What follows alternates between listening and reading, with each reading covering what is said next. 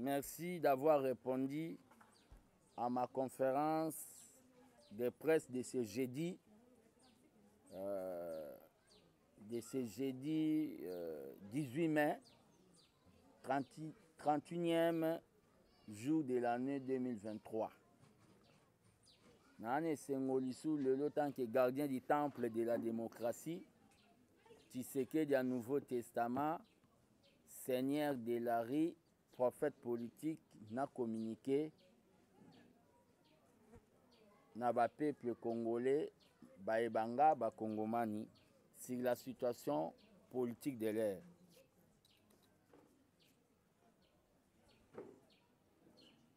Félicitations d'abord aux autorités, la ville-province de Kinshasa et son adjoint, son vice, Jekoko, c'est-à-dire félicitations à M. Gentini Ngobila, Mbaka, le gouverneur de la ville-province de Kinshasa, et son vice-gouverneur, Jekoko Moulumba, pour le lot Oyalaki irréalisable et comme Koko ma réalité, et ça, marché moderne, Zandu, déjà peuplé, baye awana temple de la vérité, état-major politique, ya fils Mko Pouba Lobake, Moussa Lezo Salama. Vaut mieux tard que jamais. C'est pour cela que j'avais eu à dire, dans la politique, il y a ce qu'on appelle des décisions impopulaires. Donc des décisions impopulaires, Oyo et Koki, Kosala bino bien teme, lobe kosala bino bien. Zandu ndenge zalaki ana, n'époque wana, nombre otozali, na ville à Kinshasa, na exode rural, et comment qui débordé. Il a fallu marcher moko moderne. Aujourd'hui, c'est devenu une réalité. Félicitations, courage au numéro 1 de la ville, représentant du chef de l'État, Gentini Ngobila, et son adjoint, Jekoko Moulumba.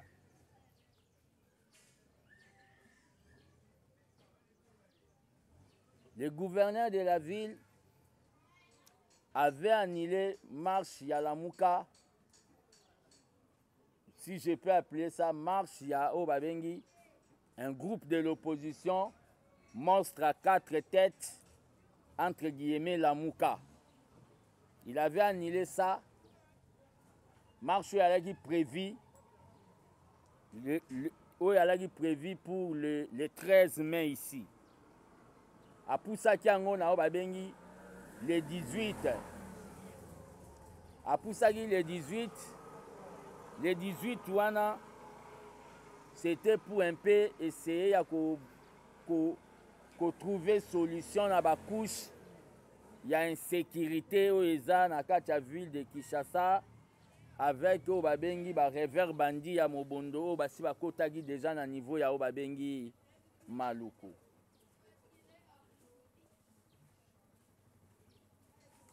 L'autorité urbaine a poussé Kiango le dimanche. A poussé Kiango pour Obabengi le 20 mai. Mais les 4 messieurs, dont je cite messieurs Moïse Katumbi, Chapwe, Martin Faoulou, Madidi, Nao Babengi, Matata Mponyo, Bukangalonzo, na Denis Sesanga, basalaki point de presse, bami fixé bango moko date pour les 20, sans consulter agenda et hôtel de ville. Mais dans le moment où on a déjà la Ligue des jeunes de l'UDPS et planifié qui déjà marche correction pour les 20 mai. Y compris aussi AVC, il y a son excellence Didier Moudimbu, le génie blanc, bango peut planifier qui marche pour les 20. Donc, l'opposition monstre à 4 têtes, bango va annoncer les 20 sans consulter agenda et hôtel de ville. Et puis si, côté à Ligue des jeunes démontré ses partis, babandai nanu planifier à l'interne oyo babengi organisation ya marche mwa retard ya marketing na niveau ya média esalamaki.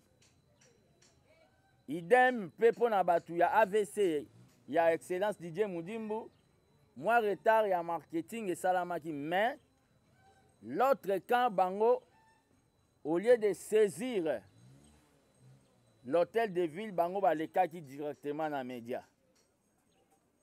Epesi mwa contradiction wana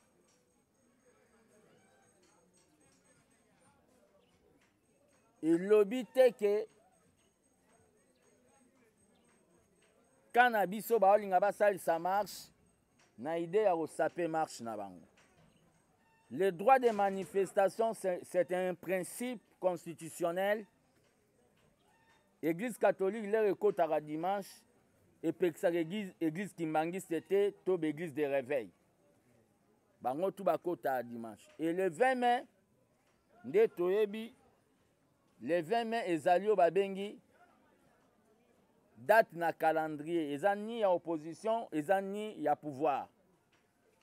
Le 20 mai eyalaki na mwa monopole na époque ya Mobutu po ezalaka date ya création ya mouvement populaire de la révolution. Wana eyalaki exclusif. Mais un PRPC kufa nango. Le 20 mai eza date na calendrier oyo mututu akoki koorganize marche na ye, akoki kosalisa manifestation na ye. Le 20 mai soleil eko s'arrêter te pour na camp ya biso to camp ya nini. C'est aux autorités de la ville d'apprécier et de donner les itinéraires et d'encadrer les manifestations. Déjà de notre camp, tant que gardien du temple de la démocratie, Tshisekedi dans le Nouveau Testament, les derniers mobilisateurs, les pères Anoma, les sphinx avant Koufa, je demande à la jeunesse fatiste et tshisekidiste, à tous les jeunes de mon parti présidentiel UDPS, à tous les jeunes des partis de l'Union sacrée, de venir à cette invitation le 20. Nous allons marcher dans la non-violence pour soutenir les institutions, soutenir ce qu'on appelle le processus électoral, soutenir ce qu'on appelle dire un grand nom, un nom majuscule na obabengi balkanisation. Et soutenir obabengi contrat à EAC na Congo, donc révisitation, donc soutenir la révisitation ya obabengi contrat na EAC. Donc na bengi ba jeune le 20 tozalanzela dans la non-violence. Le pouvoir, bisonde tozan la 4, ça ne sert à rien de faire la violence. Toti que la banguna, il y a démocratie tentée. Toti que la branche oyo babengi politique, il y a Paul Kagame à mon côté. C'est-à-dire, marchons calmement dans la paix les 20. L'invitation est déjà lancée pour démontrer que nous soutenons le président de la République dans les efforts qu'il est en train de faire. Avant de parler de la situation sécuritaire, on a Bino de la province de Kinshasa, Peyao Babengi Bandundu, précisément à Kwamuntu, l'armée des bâtisseurs tshisekidistes et moi-même, c'est-à-dire ABT, mon association, to saluer action au babengi social ya madame Amida Chati ya kosala au babengi production ya maïs pour na ko pallier ko soutenir république na situation ya pénurie toza nango. Vraiment Vital Kamerhe, félicitations, vous avez une femme oyo à part sa beauté a démontré qu'il a vraiment un vrai partenaire. Mon vieux Vital Kamerhe, félicitations. Mais, tant que gardien du temple de la démocratie, j'ai dit un grand nom na Madame Chati Amida pour exploiter ba site oyo eza ya Bukanga Lonzo, eza ba site ya l'État. Akoki ko produire aza na souci, mama Olive asalaka yango musala ya o babengi ya mabele kolona, mais ateka yango na basite ya l'État te. Basite ya Bukanga Lonzo ezali ya l'État. À part bao babengi kozongisa projet ya Bukanga Lonzo yango matanta mponyo amela mbongo, ata mati ata kiti suka kosanza, il va vomir mbongo wana 300 millions de dollars. Ako vomir yango. Vomir azwa javel, abetina aside, atutina kinini, ameli, akufi po dossier lala. Mais to landela ba bien na même na o ba bengi héritage na. C'est-à-dire avant de redémarrer projet à Bukanga Lonzo, service national nde ekoki kosala o ba bengi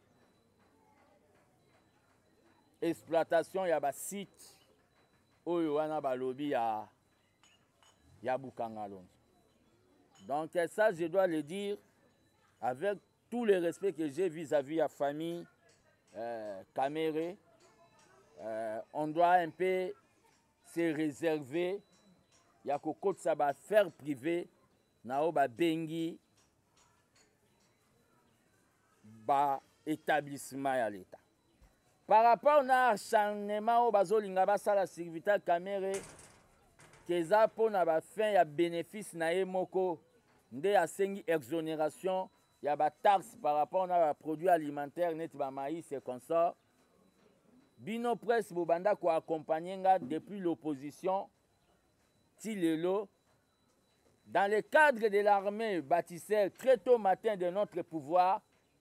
J'avais déjà demandé l'exonération des taxes il y a des produits alimentaires na banger ya production agricole.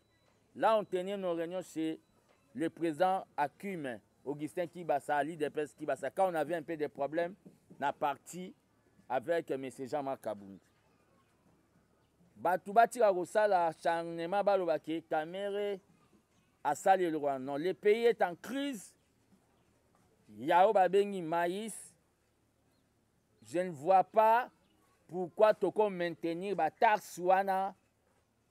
Il faut tout libéraliser certains Wana pour permettre à les Congolais et à la diaspora de mema o babengi babilo kwa kolia pe bangin oyo ko permettre biso to banda to relancer o babengi production na niveau ya mboka. Il faut être compréhensif. Avant encore de passer dans la situation sécuritaire, je tiens à dénoncer photo mon réseau circulé sur Facebook.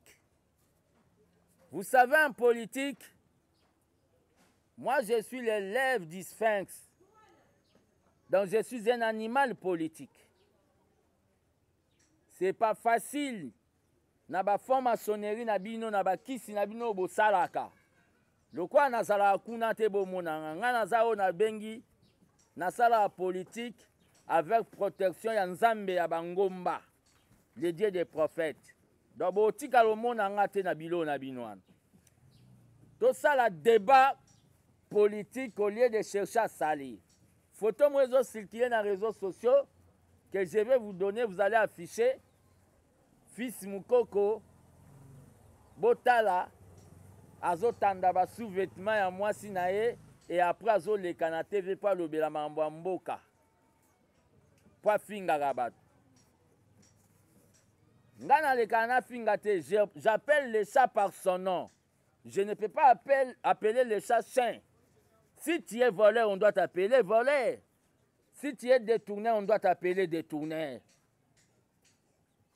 Et je suis très très impoli, je l'ai dit, et je le confirme, très très impoli vis-à-vis à Batutuo, Bazouambongo et à l'État pour sosifier peuple, pour sacrifier jeunesse. na otika ko respecter bango te le kaneta bato le kaneta ba Matata Mponyo. Madame Matata Mponyo na ba petit na nga bana Matata Mponyo. Je ne peux pas respecter un monsieur intellectuel oyo azumbon wa l'état sans banga ake ko tonga université privée ya ye au moment na kokola na ye papa na bango atikelaka ata école gardienne te to maternelle. Mbongo yo peuple abanda kozela alia comme j'ai l'habitude de le dire pour l'ongolais bah c'est pas gentil. 300 millions de dollars. Aye nango pe nanda kuna bino bolobi papa merci, papa merci. Ok za mbongo ya ba congolais. Là je serai très impoli. Photo anezo circuler. Quand vous allez voir, c'est pas Fils Moukoko. Moi, je suis encore avec des béquilles. Mais le monsieur en question, Abanda Gotanda, sous-vêtement, il n'était pas na béquille. Ça fait maintenant une année qu'il est dans la béquille. Donc, vous voulez me combattre comme ça, quand vous avez eu un jour, il y a Kata Moutou Nangai, Kolat Sangé Lamba PPRD, que Fils Moukoko Longo na PPRD. Bon, mon attaque, ils ont un coup d'épée dans l'eau. Les autres ont la coup d'épée dans l'eau parce que j'ai une mission pour la République. Après Félix Tshisekedi, le Dieu qui élève, je suis en train de prier qu'il m'élève pour discipliner la République démocratique du Congo de manière démocratique. Bato bamona ke bango ba soukara ba fonctionnaire de l'État.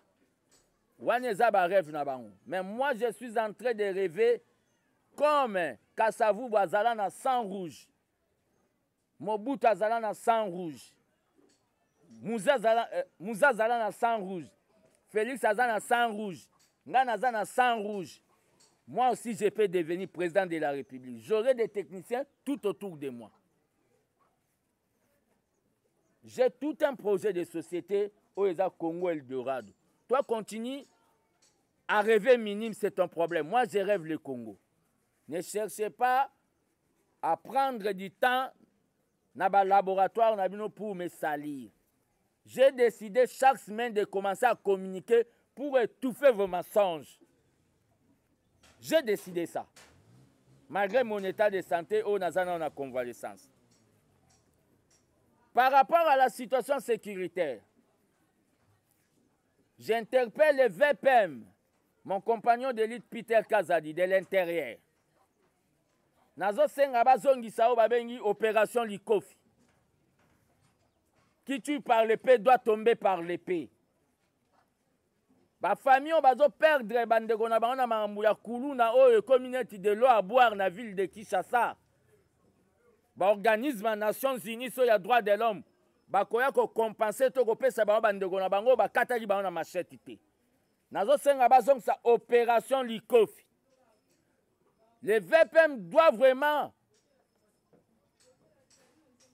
s'imposer dans Makambouana, qu'il n'y ait pas de distraction. Le fait que Makambu oyo ya nini oyo ya bakulu nezoya, nous risquons de tomber dans une situation moroboye ya Haïti oyo ba gang, c'est-à-dire ba groupe net ya bakulu na kuna ba benga ba gang ba kanga ki au moins 80% ya ba bengi république.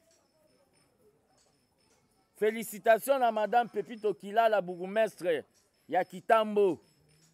Malgré qu'Aza Mwasi Mobali, Azo Bunda quand même na mambu ya Kuluna na commune.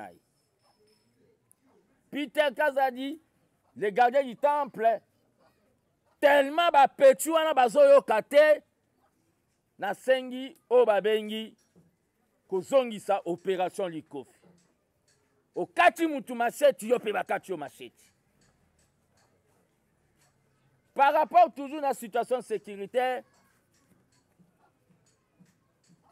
je viens aussi interpeller le VPM de la Défense, mon vieux Jean-Pierre Mbemba Gombo. Mon vieux naebi ke oza babengi génie na matière ya défense, mais moi na mukabe tape mbunda bakolo pe babinaka. En matière de sécurité, On ne montre pas l'arme que toi tu es en train de préparer contre l'ennemi. Excellence, VPM Jean-Pierre Mbemba, au Kenda en Indonésie, qu'on négocie des armes. Pourquoi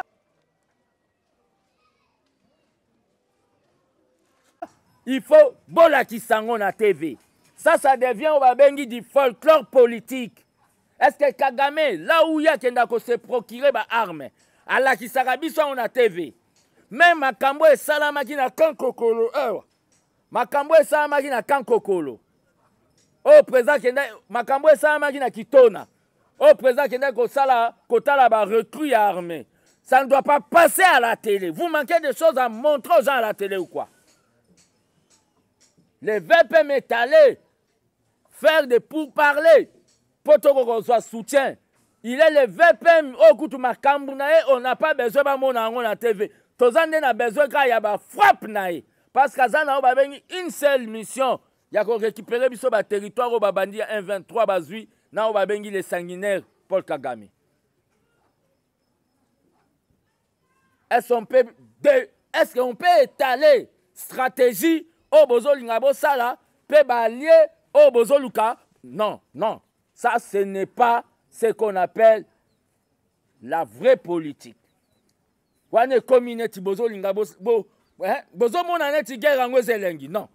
Il y a des gens au Bazo Koufakuna na Est. Ba famille na bango bazana kacha ba douleur. Par rapport à quoi Muntu, l'État doit démontrer qu'il y a l'État. Il faut pourchasser les bandits, les revers, les miliciens, les mobondo, jusqu'à l'ère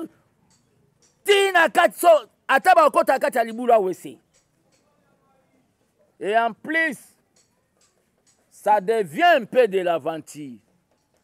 On a vu M. Zombi. Je ne sais pas, il est chef coutumier de quel territoire? Monsieur Zombi. Alors là, tababilo on est à Balion. Na banzeta banzete. Mututo roke na bozar baselien zete. Mais le chef coutumier reconnu dans le ministère intérieur peut reconnu par autochtone Bazali. Monsieur Zombi était au Babengi le coordonnateur, il y a au Babengi les amis de Joseph Kabila. Ajokaka. Depuis à komi kokende na kwa muntu wana ba mission un consort. Résultat ni nezobim. Ba créer COP. Yena ministre auprès du président de la République. Nana Mananina. Dans ba commission kwa muntu COP. Le VPM de l'intérieur, mon compagnon de l'île Peter Kazadi, Lukota dans l'Ikamouan. Et ça n'a pas tout le sous monaka, makila ba tous les réseaux tanga, toba des réseaux ça m'a besoin au fond de commerce. Pour terminer, je vais maintenant vous révéler ce qui devait se passer le 13 na marche Oyo Batalamuka ba prévoyaki. Il y a un monsieur qui fait sa petite politique. Il s'appelle Jean-Lucien Boussa. Selon les informations, tant que l'œil du peuple, monsieur Jean-Lucien Boussa, à Kendaki Namboka Nabango, j'ai des vidéos ici, je vais vous les donner. À Kenamboka Nabango a recruté plus ou moins 3000 personnes. Akeko bomba bango wapi na zamba moko côté ya DGC Mbinza. Zamba ngo babenga ngo zamba ndangi. Bato ngo na ba bande rouge comme vous êtes en train de voir na ba vidéo. Plus ou moins 3000 personnes. Une chaîne de la place est accusée par force du progrès. Bana o biso tozo encadré. C'est pour cela que je suis en train de dire quand vous faites le journalisme, il faut faire l'investigation avant de diffuser. ne diffusaient pas. Les jeunes à force du progrès, ils étaient dans des actions de grande envergure, mais maintenant ils sont dans le encadrement au niveau de l'INPP pour l'insertion dans bango. Ndenge secrétaire général Augustin Kabouya sili kosala o babengi programmation na bango. Et nous avons toujours été des non-violents. Jean-Lucien Boussa est allé dans Mboka na bango, il a pris ses frères. Pour bomba bango Zamba Ndangi na DGC. Planification à la qui que le 13 babima basala o babengi soulèvement populaire na bango balotaka basala o babengi insurrection. Mais tellement ce pouvoir, c'est un pouvoir que Dieu, que Fati, alobi nzambe nga na kiti ya bokonzi, yo mata, a sacrifié ango, et pas nzambe. Et le komo te go tikala, ko bomba mabiso. Premier agent en air ya pouvoir na biso eza nzambe, oyo aza omniprésent. La radio, on a zoboya kotanga kombo na bango. Babengi Augustin Kabouya mwana boute CG. Ke kende na DGC otala makambu oyo ezoleka na ba force du progrès. Quand le numéro 1 du parti présidentiel ayoki yango akiti na DGC pour atala soki banane à force du progrès ba osala désordre. Je dois vous dire la vraie version. Comme a commis kuna akei ko constater a eu information que il y a des gens au baye qui chassent fraîchement avec une mission babombani na Zamba Ndangi. Alobi makambo loko ekomi ya sécurité ngana kokokate. Abengi mbala moko Général Kasongo abengi na VPM intérieur Peter Kazadi. Leur bango bakiti na ba militaire. Il y a yo babengi affrontement quelques des miliciens. Ya Jean-Lucien Boussana bakweyaki. Ba o bakangaki bango. Ba memi bango na interrogatoire. Le VPM de l'intérieur, Peter Kazadi, avant d'ici un groupe de miliciens, avec ici le CG Augustin Kabouya. Parce qu'on accusait que Batouana Bazaya Bisso. Alors, est-ce que boyebi bango babi bayebi CG Augustin Kabouya te? Atuni bango, est-ce que bino boyebi nga? Ba milicien balobi bayebi VPM intérieur te. Azu photo ya Jean-Lucien Boussa. Atuni bango, est-ce que boyebi ye? Ba milicien balobi yende président na biso. Bazalaki dana ba radio boko mona ngona ba vidéo on en peut sabino na biloko nyonso. C'est pour cela que je demande au gouvernement de la République d'entamer déjà une procédure judiciaire vis-à-vis de M. Jean-Lucien Boussa pour atteinte à la sûreté de l'État.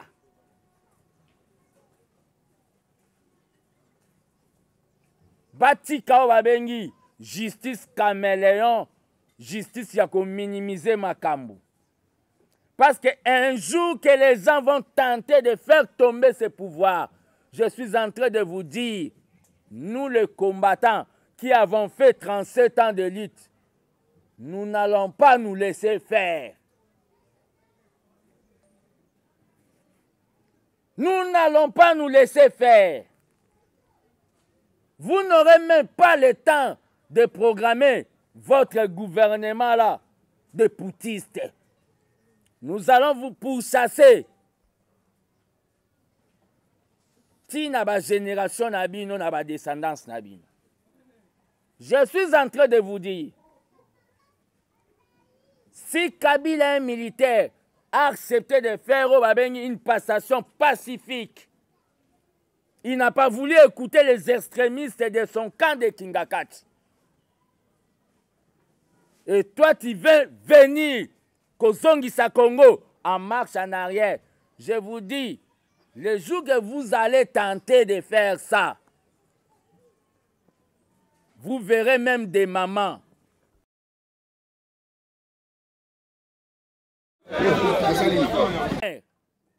vous barrez la route. Je dis, je vous remercie.